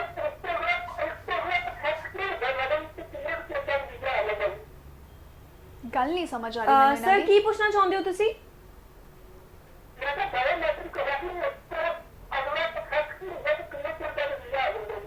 ਅਗਲਾ ਪ੍ਰੋਸੈਸ Okay. ਤੇ ਮੈਡਮ ਵੀਜ਼ਾ ਕਦੋਂ ਤੱਕ ਰਾਈਟ ਆਊਗਾ? ਜਿਹੜੇ ਤੁਹਾਡੇ ਬਾਇਓਮੈਟ੍ਰਿਕਸ ਹੋ ਚੁੱਕੇ ਨੇ ਇਸ ਤੋਂ ਬਾਅਦ ਤੁਹਾਡਾ ਪੀਪੀਆਰ ਦਾ ਪ੍ਰੋਸੈਸ ਹੀ ਹੋਏਗਾ।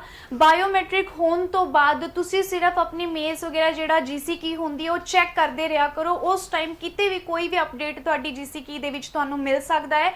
ਉਸ ਤੋਂ ਅੱਗੇ ਜਦੋਂ ਤੁਹਾਨੂੰ ਰਿਕੁਐਸਟ ਆਏਗੀ ਆਪਣੀ, ਜਦੋਂ ਪੀਪੀਆਰ ਆ ਜਾਏਗੀ, ਇਸ ਤੋਂ ਬਾਅਦ ਉਹੀ ਤੁਹਾਡਾ ਪ੍ਰੋਸੈਸ ਰਹਿੰਦਾ ਹੈ। ਫਿਰ ਤੁਹਾਡਾ ਪਾਸਪੋਰਟ ਜਾਏਗਾ, ਫਿਰ ਸਟੈਂਪਿੰਗ ਲੱਗ ਕੇ ਤੁਹਾਨੂੰ ਤੁਹਾਡਾ ਵੀਜ਼ਾ ਗ੍ਰਾਂਟ ਕੀਤਾ ਜਾਏਗਾ। ਜੀ ਜੀ ਤੇ ਅੰਜਨਾ ਮੈਮ ਮੋਸਟਲੀ ਸਟੂਡੈਂਟਸ ਦੇ ਮਨ ਦੇ ਵਿੱਚ ਨਾ ਆਪਣੇ ਫਾਈਨੈਂਸਿਸ ਨੂੰ ਲੈ ਕੇ ਬਹੁਤ ਜ਼ਿਆਦਾ ਡਰ ਰਹਿੰਦਾ ਹੈ Right. ਕਿ ਜੇ ਵੀਜ਼ਾ ਨਹੀਂ ਆਇਆ ਤਾਂ ਸਾਡੇ ਪੈਸੇ ਗਏ, ਜੀ, ਹੈ ਨਾ। ਬਿਲਕੁਲ। ਤੇ ਕਈ ਵਾਰੀ ਮਤਲਬ ਸਭ ਤੋਂ ਜ਼ਿਆਦਾ ਡਿਫਿਕਲਟ ਉਹਨਾਂ ਬੱਚਿਆਂ ਲਈ ਹੁੰਦਾ ਜਿਹੜੇ ਰਿਫਿਊਜ਼ਡ ਨੇ Already, ਆਲਰੇਡੀ, yes, ਹੈ ਨਾ। exactly. ਉਹਨਾਂ ਲਈ ਕਿਸ ਤਰ੍ਹਾਂ ਦੀ ਆਪਸ਼ਨਸ ਮਤਲਬ ਉਹਨਾਂ ਨੂੰ ਦਿੱਤੇ ਜਾਂਦੇ ਨੇ?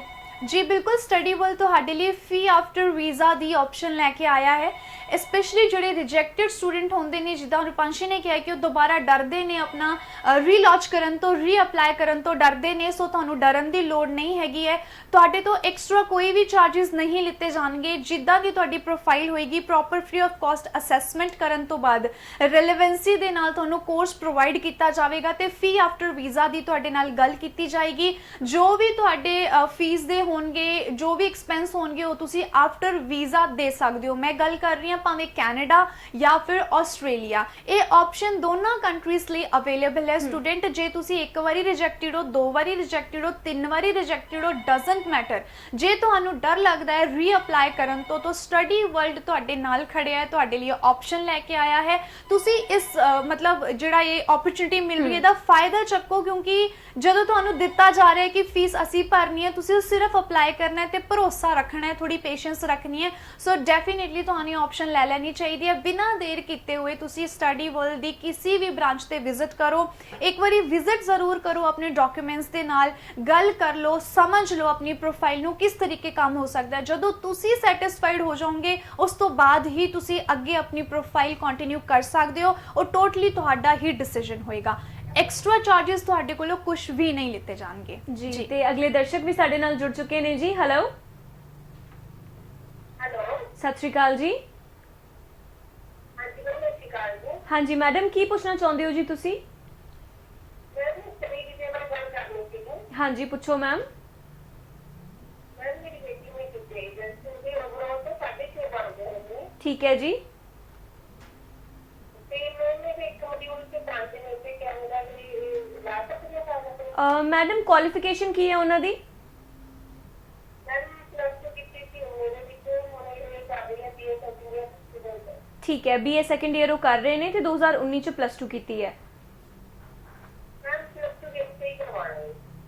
ਪਲੱਸ 2 ਦੇ ਬੇਸ ਤੇ ਕਰਵਾਉਣਾ ਹੀ ਹੈ। ਕਰਵਾਉਣਾ ਹੈ, ਠੀਕ ਹੈ ਜੀ। ਡੈਫੀਨਿਟਲੀ ਆਪਾਂ ਅਪਲਾਈ ਕਰ ਸਕਦੇ ਹਾਂ, ਬਟ 5 ਦੇ ਨਾਲ ਮੈਂ ਸੁਜੈਸਟ ਨਹੀਂ ਕਰਦੀ ਹੈ। ਇੱਕ ਵਾਰੀ ਤੁਸੀਂ ਹੋਰ ਇੰਪਰੂਵ ਕਰ ਲਓ। ਜੇ 5.5 ਆ ਜਾਂਦਾ ਹੈ ਓਵਰਆਲ 6.5 ਦੇ ਨਾਲ, ਜਾਂ ਓਵਰਆਲ 6 ਵੀ ਰਹਿ ਜਾਂਦੇ ਆ, 5.5 ਜਿੱਦਾਂ ਮੈਂ ਕਹਿ ਰਹੀ ਹਾਂ, ਉਹ ਕੋਈ ਪ੍ਰੋਬਲਮ ਨਹੀਂ ਹੈ। ਬਟ 5 ਤੋਂ ਥੋੜਾ ਤੁਸੀਂ 5.5 ਤੇ ਲੈ ਆਓ ਤਾਂ ਡੈਫੀਨਿਟਲੀ ਚਾਂਸਸ ਜ਼ਿਆਦਾ ਵੱਧ ਜਾਂਦੇ ਨੇ, ਕਿਉਂਕਿ 19 ਪਾਸ ਆਊਟ ਹੈ, ਜ਼ਿਆਦਾ ਲੇਟ ਵੀ ਨਹੀਂ ਹੈ। ਸੋ ਤੁਸੀਂ ਸੈਪਟੈਂਬਰ ਇਨਟੇਕ ਲਈ ਤੁਹਾਨੂੰ ਅਪਲਾਈ ਕਰਵਾ ਲੈਣਾ ਚਾਹੀਦਾ। ਜੇ ਤੁਸੀਂ ਇਸ ਸਾਲ ਵੀ ਅਪਲਾਈ ਨਹੀਂ ਕਰਦੇ ਹੋ, ਅਗਲੇ ਸਾਲ ਦੇ ਵਿੱਚ ਡੈਫੀਨਿਟਲੀ ਤੁਹਾਨੂੰ ਪ੍ਰੋਬਲਮ ਆ ਸਕਦੀ ਹੈ, ਕਿਉਂਕਿ ਗੈਪ ਜ਼ਿਆਦਾ ਵੱਧ ਜਾਂਦਾ ਹੈ। ਤਾਂ ਮੋਸਟਲੀ ਕਾਲਜਸ ਔਰ ਐਮਬੈਸੀ ਨਵੇਂ ਕੇਸਿਸ ਨੂੰ ਜ਼ਿਆਦਾ ਪ੍ਰੇਫਰ ਕਰਦੀਆਂ ਨੇ। ਸੋ ਤੁਸੀਂ 1 ਮਹੀਨੇ ਦੀ ਹੋਰ ਕਲਾਸਿਸ ਲਵਾ ਲਓ। ਜੇ ਸਟੂਡੈਂਟ ਨੂੰ ਨੀਡ ਨਹੀਂ ਹੈ ਕਲਾਸਿਸ ਦੀ, ਤਾਂ ਤੁਸੀਂ ਏਸੀ ਪ੍ਰੋਫਾਈਲ ਤੇ ਆਫਰ ਲੈਟਰ ਆਪਣਾ ਲੈ ਸਕਦੇ ਹੋ, ਉਸ ਤੋਂ ਬਾਅਦ ਇੰਪਰੂਵ ਕਰਦੇ ਹੋਏ, ਤਾਂ ਕਿ ਗੈਪ ਨਾ ਵਧੇ ਸਟੂਡੈਂਟ ਦਾ। ਤਾਂ ਉਹਦੇ ਨਾਲ ਹੀ ਐਮਬੈਸੀ ਲੱਗ ਕੇ ਅਪਡੇਟਡ ਆਈਐਸ ਨਾਲ ਤੁਸੀਂ ਡੈਫੀਨਿਟਲੀ ਅਪਲਾਈ ਕਰਵਾ ਸਕਦੇ ਹੋ। ਬਿਲਕੁਲ। ਇਹਦੇ ਨਾਲ ਰੂਪਾਂਸ਼ੀ ਇੱਕ ਹੋਰ ਮੈਂ ਗੱਲ ਐਡ ਕਰੂੰਗੀ, ਜਿੱਦਾਂ ਆਪਾਂ ਫੀ ਆਫਟਰ ਵੀਜ਼ਾ ਦੀ ਗੱਲ ਕਰ ਰਹੇ ਸੀਗੇ।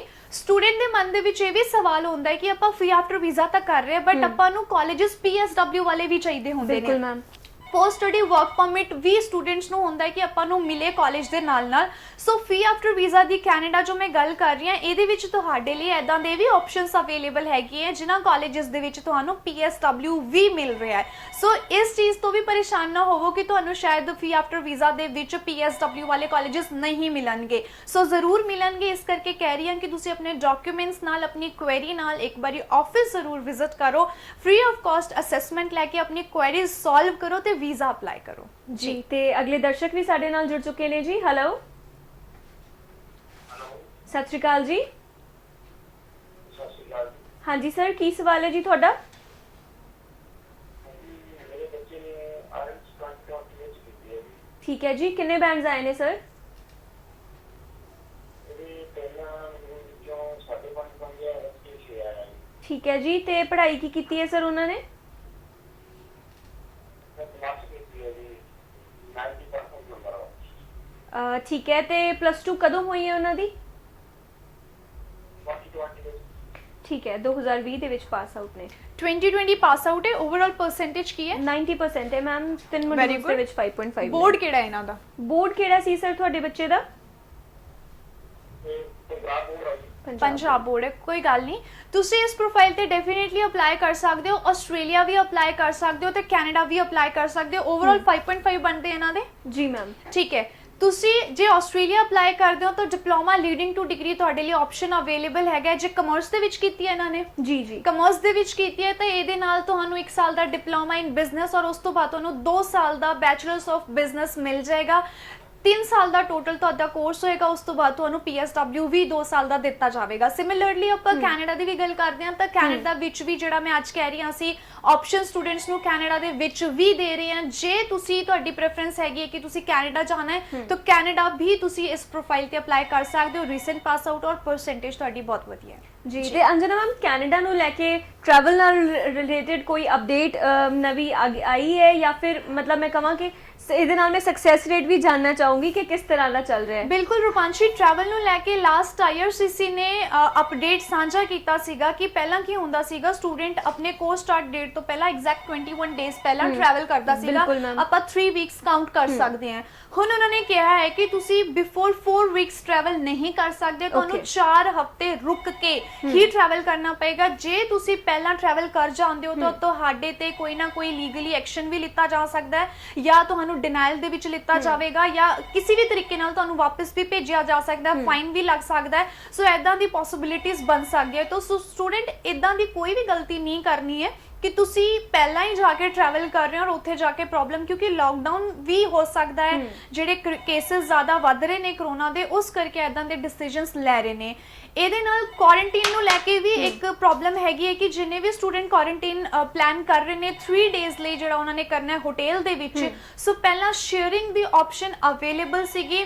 ਹੁਣ ਕੁਝ ਇੱਕ ਹੋਟਲਸ ਨੇ ਕੀ ਆਪਣਾ ਕ੍ਰਾਈਟੇਰੀਆ ਚੇਂਜ ਕਰ ਦਿੱਤਾ ਹੈ ਕਿ ਉਹ ਸ਼ੇਅਰਿੰਗ ਦੇ ਵਿੱਚ ਹੋਟਲਸ ਦੇ ਵਿੱਚ ਸਟੂਡੈਂਟਸ ਨੂੰ ਅਲਾਉ ਨਹੀਂ ਕਰਨਗੇ। ਸੋ ਜੇ ਤੁਸੀਂ ਆਪਣੀ ਅਪਾਇੰਟਮੈਂਟ ਲੈ ਰਹੇ ਹੋ, ਹੋਟਲਸ ਦੇ ਵਿੱਚ ਜਾ ਰਹੇ ਹੋ ਔਰ 3 ਦਿਨਾਂ ਲਈ ਉੱਥੇ ਸਟੇ ਕਰਨਾ ਹੈ, ਮੇਕ ਸ਼ੋਰ ਕਿ ਤੁਸੀਂ ਪਹਿਲਾਂ ਉਹਨਾਂ ਕੋਲੋਂ ਇਹ ਗੱਲ ਕਨਫਰਮ ਕਰ ਲਓ ਕਿ ਕੀ ਤੁਸੀਂ ਸ਼ੇਅਰਿੰਗ ਦੇ ਵਿੱਚ ਆਪਣਾ ਹੋਟਲ ਲੈ ਸਕਦੇ ਹੋ ਜਾਂ ਨਹੀਂ ਲੈ ਸਕਦੇ ਹੋ, ਸੋ ਦੈਟ ਬਾਅਦ ਦੇ ਵਿੱਚ ਤੁਹਾਨੂੰ ਉੱਥੇ ਜਾ ਕੇ ਕੋਈ ਪ੍ਰੋਬਲਮ ਨਾ ਆਵੇ। ਬਿਲਕੁਲ ਜੀ, ਤੇ ਇਸ ਦੇ ਨਾਲ ਹੀ ਅਸੀਂ ਅਗਲੇ ਦਰਸ਼ਕ ਦੇ ਨਾਲ ਵੀ ਜੁੜਦੇ ਹਾਂ ਜੀ। ਹੈਲੋ ਹੈਲੋ, ਸਾਡੇ ਵਿਊਅਰਸ ਨੂੰ ਮੇਰੀ ਇਹ ਰਿਕੁਐਸਟ ਹੈ ਜੀ ਕਿ ਜਦੋਂ ਵੀ ਤੁਹਾਡੀ ਕਾਲ ਸਾਡੇ ਨਾਲ ਕਨੈਕਟ ਹੋ ਜਾਂਦੀ ਹੈ, ਪਲੀਜ਼ ਆਪਣੇ ਟੈਲੀਵਿਜ਼ਨ ਸੈਟਸ ਦੀ ਵੋਲਿਊਮ ਘਟਾ ਕੇ ਡਾਇਰੈਕਟਲੀ ਫੋਨ ਦੇ ਥਰੂ ਗੱਲ ਕਰਕੇ ਆਪਣਾ ਸਵਾਲ ਪੁੱਛਿਆ ਕਰੋ ਜੀ। ਟੀਵੀ ਦੇ ਥਰੂ ਗੱਲ ਕਰਨ ਦੀ ਕੋਸ਼ਿਸ਼ ਨਾ ਕਰਿਆ ਕਰੋ ਤੇ ਨਾ ਹੀ ਟੀਵੀ ਤੇ ਆਪਣੀ ਆਵਾਜ਼ ਸੁਣਨ ਦੀ ਕੋਸ਼ਿਸ਼ ਕਰਿਆ ਕਰੋ। ਤੇ ਅੰਜਨਾ ਮੈਮ, ਕਿਸ ਤਰ੍ਹਾਂ ਦਾ ਸਕਸੈਸ ਰੇਟ ਚੱਲ ਰਿਹਾ ਇਸ ਵੇਲੇ ਕੈਨੇਡਾ ਦੇ ਵਿੱਚ? ਸਕਸੈਸ ਰੇਟ ਦੇਖੋ ਓਵਰਆਲ ਮੈਂ ਕਹਾਂਗੀ ਕਿਉਂਕਿ ਕਿਊਬਿਕ ਦਾ ਬਹੁਤ ਵੱਡਾ ਰੋਲ ਹੁੰਦਾ ਹੈ ਸਕਸੈਸ ਰੇਟ ਦੇ ਵਿੱਚ। ਸੋ ਕਿਊਬਿਕ ਉਨਾ ਜ਼ਿਆਦਾ ਵਧੀਆ ਨਹੀਂ ਸੀਗਾ ਇਸ ਟਾਈਮ ਦੇ ਵਿੱਚ, ਪਿਛਲਾ ਜਿਹੜਾ ਸਮਾਂ ਗਿਆ ਹੈ।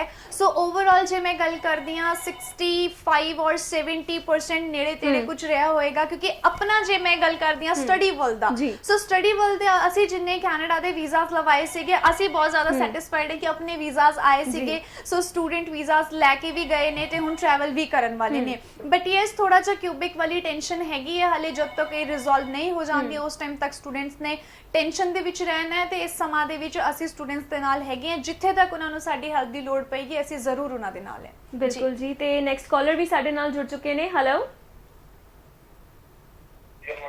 ਸਤਿ ਸ਼੍ਰੀ ਅਕਾਲ ਜੀ, ਕੀ ਸਵਾਲ ਹੈ ਜੀ ਤੁਹਾਡਾ? ਮੈਡਮ, ਮੈਂ ਗ੍ਰੈਜੂਏਸ਼ਨ ਕੀਤੀ ਹੋਈ ਆ, 2019 ਦਾ ਪਾਸ ਆਊਟ ਆ ਤੇ ਮੈਡਮ ਮੈਂ ਤੁਹਾਡੇ ਕੋਲ ਗਾਈਡੈਂਸ ਚਾਹੁੰਦਾ ਹਾਂ ਕਿ ਮੈਂ ਕਿਹੜੇ ਦੇਸ਼ ਜਾਵਾਂ ਤੇ ਮੈਨੂੰ ਕਿੰਨੇ ਪੈਸੇ ਚਾਹੀਦੇ ਹੋਣਗੇ। ਸਰ, ਗ੍ਰੈਜੂਏਸ਼ਨ ਤੋਂ ਬਾਅਦ ਤੁਸੀਂ ਕੀ ਕਰ ਰਹੇ ਹੋ? ਕਾਦੇ ਵਿੱਚ ਕੀਤੀ ਹੈ, ਕਿਹੜੀ ਸਟਰੀਮ ਦੇ ਵਿੱਚ ਕੀਤੀ ਹੈ? BA ਦੇ ਵਿੱਚ BA ਕੀਤੀ ਹੈ। ਕੋਈ ਗੱਲ ਨਹੀਂ, ਤੁਸੀਂ 6.5 ਓਵਰਆਲ ਨਾਟ ਲੈਸ ਦੈਨ 6 ਲੈ ਲਓ। ਜੇ ਵਧੀਆ ਸਕੋਰ ਦੇਖਣਾ ਹੈ ਭਾਵੇਂ ਆਸਟ੍ਰੇਲੀਆ ਜਾਂ ਕੈਨੇਡਾ, 6.5 ਨਾਟ ਲੈਸ ਦੈਨ 6 ਸਕਸੈਸ ਰੇਟ ਜ਼ਿਆਦਾ ਵੱਧ ਜਾਂਦਾ ਹੈ। ਇਹਦੇ ਨਾਲ ਤੁਸੀਂ ਜਿਹੜੀ ਆਪਣੀ ਕੰਪੀਟੀਟਿਵ ਐਗਜ਼ਾਮਸ ਦੀ ਪ੍ਰੀਪਰੇਸ਼ਨ ਕੀਤੀ ਹੈ, ਜੇ ਉਹਦਾ ਤੁਹਾਡੇ ਕੋਲ ਕੋਈ ਵੀ ਪ੍ਰੂਫ ਹੈਗਾ ਹੈ, ਸਟੂਡੈਂਟ ਦੇ ਕੋਲ ਕਾਫੀ ਸਾਰੇ ਪ੍ਰੂਫ ਹੁੰਦੇ ਆ ਆਪਣੀ ਜਿਹੜੀ ਅਸੀਂ ਲੈਂਦੇ ਆ ਕਲਾਸਿਸ ਲੈਂਦੇ ਆ ਜਾਂ ਐਗਜ਼ਾਮ ਆਪਣੇ ਕੰਡਕਟ ਕਰਦੇ ਜਿਵੇਂ ਐਨਰੋਲਮੈਂਟ ਕਾਰਡ ਵਗੈਰਾ ਕੁਝ ਹੁੰਦੀ ਹੈ, ਸੋ ਉਹ ਤੁਹਾਡੇ ਗੈਪ ਦੇ ਵਿੱਚ ਵੀ ਤੁਹਾਡੇ ਕੰਮ ਆ ਸਕਦੇ ਹੈ ਔਰ ਐਸਓਪੀ ਦੇ ਥਰੂ ਵੀ ਉਹ ਮੈਂਸ਼ਨ ਹੋ ਸਕਦਾ ਹੈ। ਸੋ ਮੇਰਾ ਸੁਜੈਸ਼ਨ ਤੁਹਾਡੇ ਲਈ ਇਹ ਹੈਗੇ, ਸਪੈਸ਼ਲੀ ਬੀਏ ਵਾਲੇ ਸਟੂਡੈਂਟਸ ਲਈ, ਕਿ ਤੁਸੀਂ ਆਪਣੇ ਆਈਐਲਸ ਤੇ ਜ਼ਿਆਦਾ ਫੋਕਸ ਕਰਕੇ ਆਪਣੀ ਪ੍ਰੋਫਾਈਲ ਸਟਰੋਂਗ ਕਰ ਸਕਦੇ ਹੋ। ਬਿਲਕੁਲ। ਤੇ ਅੰਜਨਾ ਮੈਮ, ਆਸਟ੍ਰੇਲੀਆ ਦਾ ਕਿਸ ਤਰ੍ਹਾਂ ਦਾ ਸਿਨੈਰੀਓ ਚੱਲ ਰਿਹਾ ਇਸ ਵੇਲੇ? ਆਸਟ੍ਰੇਲੀਆ ਦੇਖੋ ਰੂਪਾਂਸ਼ੀ, ਪਿਛਲੇ ਜਨਵਰੀ ਐਂਡਿੰਗ ਔਰ ਫੈਬਰੂਰੀ ਸਟਾਰਟਿੰਗ ਤੋਂ ਇਹ ਵੀ ਥੋੜਾ ਜਿਹਾ ਪ੍ਰੋਬਲਮੈਟਿਕ ਹੋ ਗਿਆ ਸੀਗਾ, ਕਿਉਂਕਿ ਸਪਾਊਸ ਕੇਸਿਸ ਦੇ ਵਿੱਚ ਸਟਿਕਨੈਸ ਹੋ ਗਈ ਸੀਗੀ। ਸੋ ਕੁਝ ਇਹ ਕੇਸਿਸ ਦੇ ਵਿੱਚ ਬਹੁਤ ਜ਼ਿਆਦਾ ਸਟਿਕਲੀ ਡਿਸੀਜਨ ਲਿੱਤੇ ਜਾ ਰਹੇ ਸੀਗੇ, ਤੇ ਇੰਡੀਆ ਵੀ ਕੋਈ ਖਾਸਾ ਅਸੈਸਮੈਂਟ ਲੈਵਲ 2 ਦੇ ਵਿੱਚ ਨਹੀਂ ਆਇਆ, 3 ਦੇ ਵਿੱਚ ਹੀ ਹੈ। ਸੋ ਓਵਰਆਲ ਜੇ ਮੈਂ ਗੱਲ ਕਰਾਂ ਤੇ 50-50 ਹੀ ਚੱਲ ਰਿਹਾ ਸੀਗਾ। ਬਟ ਹੁਣ ਅੱਜ ਦੇ ਟਾਈਮ ਦੀ ਜੇ ਤੁਸੀਂ ਮੈਨੂੰ ਪੁੱਛਦੇ ਹੋ ਸਵਾਲ, ਤੇ ਅੱਜ ਦੇ ਟਾਈਮ ਦੇ ਵਿੱਚ ਆਸਟ੍ਰੇਲੀਆ ਬਹੁਤ ਵਧੀਆ ਹੋ ਗਿਆ ਹੈ ਪਹਿਲਾਂ ਨਾਲੋਂ। ਹੁਣ ਵੀਜ਼ਾਸ ਆਨੇ ਸ਼ੁਰੂ ਹੋ ਗਏ, ਇਵਨ ਮੇਰੇ ਕੋਲ ਵੀਜ਼ਾਸ ਹੈਗੇ ਆਪਣੇ ਰੀਸੈਂਟ ਵੀਜ਼ਾਸ ਹੈ, ਮੈਂ ਦਿਖਾਣਾ ਜ਼ਰੂਰ ਚਾਹੂੰਗੀ। ਇੱਕ ਆਪਣਾ 12 ਅਪ੍ਰੈਲ ਨੂੰ ਵੀਜ਼ਾ ਆਇਆ ਹੈ ਜੀ, ਸੌਰਭ ਸਟੂਡੈਂਟ ਦਾ ਨਾਮ ਹੈਗਾ। ਸੌਰਭ ਦਾ ਵੀਜ਼ਾ ਆਇਆ ਹੈ ਤੇ 12 ਤਰੀਕ ਨੂੰ ਆਇਆ ਹੈ ਅਪ੍ਰੈਲ ਦੇ ਵਿੱਚ। ਸੋ ਵੀਜ਼ਾਸ ਆਨੇ ਡੈਫੀਨਿਟਲੀ ਸ਼ੁਰੂ ਹੋ ਚੁੱਕੇ ਨੇ। ਇਸ ਤੋਂ ਬਾਅਦ ਮੇਰੇ ਕੋਲ ਹੈਗਾ ਸਿਮਰਨ ਦਾ ਵੀਜ਼ਾ, ਇਹਨਾਂ ਦਾ ਆਇਆ 14 ਅਪ੍ਰੈਲ ਦਾ ਵੀਜ਼ਾ ਹੈ। ਤੁਸੀਂ ਮੇਰੇ ਨੇੜੇ ਬੈਠੇ ਹੋ, ਤੁਸੀਂ ਜ਼ਿਆਦਾ ਧਿਆਨ ਨਾਲ ਦੇਖ ਸਕਦੇ ਹੋ। 14 ਅਪ੍ਰੈਲ ਅੱਜ ਦੀ ਡੇਟ ਦਾ ਵੀਜ਼ਾ ਆਇਆ ਹੈ ਤੇ ਵੀਜ਼ਾਸ ਹੁਣ ਆਨੇ ਸ਼ੁਰੂ ਹੋ ਚੁੱਕੇ ਹਨ ਆਸਟ੍ਰੇਲੀਆ ਦੇ ਵਿੱਚ ਵੀ। ਤੁਸੀਂ ਫੀ ਆਫਟਰ ਵੀਜ਼ਾ ਦੇ ਵਿੱਚ ਜਾਣਾ ਚਾਹੁੰਦੇ ਹੋ, ਮੈਂ ਸਪੈਸ਼ਲੀ 19 ਔਰ 20 ਵਾਲੇ ਸਟੂਡੈਂਟਸ ਨੂੰ ਇੱਕ ਵਾਰੀ ਫਿਰ ਰਿਮਾਈਂਡਰ ਦੇ ਰਹੀ ਹਾਂ। ਸਟੂਡੈਂਟ ਤੁਸੀਂ 60% ਤੁਹਾਡੇ ਹੈਗੇ ਆ, ਓਵਰਆਲ 6 ਨਾਟ ਲੈਸ ਦੈਨ 5.5 ਹੈ। ਤੁਸੀਂ ਅਪਲਾਈ ਕਰਵਾਓ, ਬੈਸਟ ਸਮਾਂ ਅਪਲਾਈ ਕਰਵਾਉਣ ਲਈ। Otherwise diploma leading to degree ਤੇ student 2020 pass out student with 60% overall 5.5 ਨਾਲ ਆਈਐਸ ਦੇ ਨਾਲ ਅਪਲਾਈ ਕਰ ਸਕਦਾ ਹੈ। ਪੀਟੀ ਵਾਲਾ ਸਕੂਲ 45 ਨਾਟ ਲੈਸ ਦੈਨ ਦੇ ਨਾਲ ਅਪਲਾਈ ਕਰਵਾ ਸਕਦੇ ਨੇ ਜੀ। Thank you so much Anjana ma'am ਸਾਨੂੰ ਜੁਆਇਨ ਕਰਨ ਦੇ ਲਈ। Thank you. ਇਸੇ ਦੇ ਨਾਲ ਜੀ ਮੈਂ ਸਾਡੇ ਵਿਊਅਰਸ ਤੋਂ ਵੀ ਇਜਾਜ਼ਤ ਚਾਹੂੰਗੀ। ਅਸੀਂ ਇਜਾਜ਼ਤ ਲੈਂਦੇ ਹਾਂ ਤੇ ਜਲਦੀ ਹਾਜ਼ਰ ਹੋਵਾਂਗੇ ਨਵੇਂ ਸ਼ੋਅ ਦੇ ਵਿੱਚ ਨਵੇਂ ਗੈਸਟ ਦੇ ਨਾਲ। ਉਦੋਂ ਤੱਕ ਦੇਖਦੇ ਰਹੋ ਫਾਸਟ ਵੇ ਤੇ ਕਿੰਜਾਮਾ ਪਰਦੇਸ, ਤੇ ਆਪਣਾ ਖਿਆਲ ਰੱਖੋ ਜੀ। ਸਤਿ ਸ਼੍ਰੀ ਅਕਾਲ।